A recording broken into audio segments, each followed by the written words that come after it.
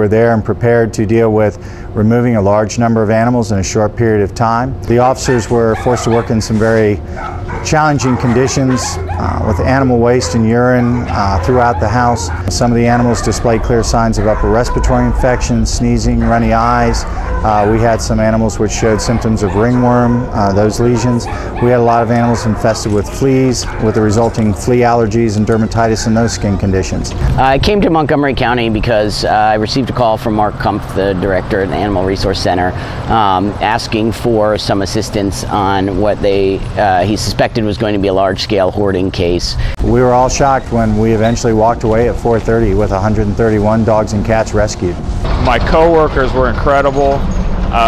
The members of the Humane Society that assisted us in SICSA were outstanding. So it was a really nice situation because we had cooperation through the animal agencies in this area, bringing a lot of skill to bear on being able to remove the animals safely. I felt the process went very smoothly. The folks from the Animal Resource Center, excellent animal handlers. I mean, I couldn't be more pleased. Very humane, very gentle. Well, a lot of folks think that as soon as you leave the scene and take the animals, the case is over with, and that is as far from the truth as it could be. Those animals have to come back to the Animal Resource Center. They all have to be documented, photographed, vaccinated, examined for medical issues. Our veterinary staff has been working on these animals since we arrived yesterday. We simply have to make sure they're adequately housed. That means setting up cages and kennels for 131 dogs and cats.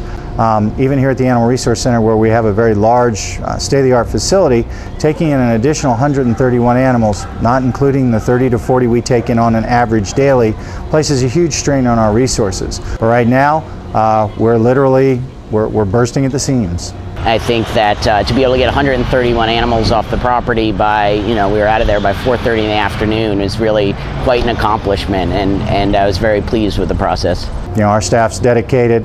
They basically put in an 18 to 20 hour day just on the case yesterday, and they'll be putting in long hours from now for the foreseeable future as we make sure that these animals have a healthy, stress-free, clean, well-fed, well-cared for environment. It does become a little bit overwhelming.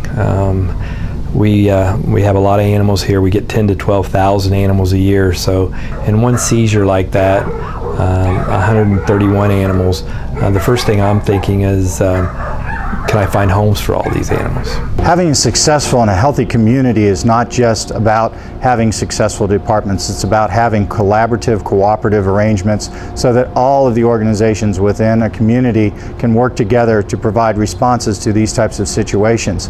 In this particular case, not only do we work with city, county, and local agencies, we also worked with national agencies. That type of collaboration is essential because no one can handle this by themselves. Once the animals come in here, they become our animals.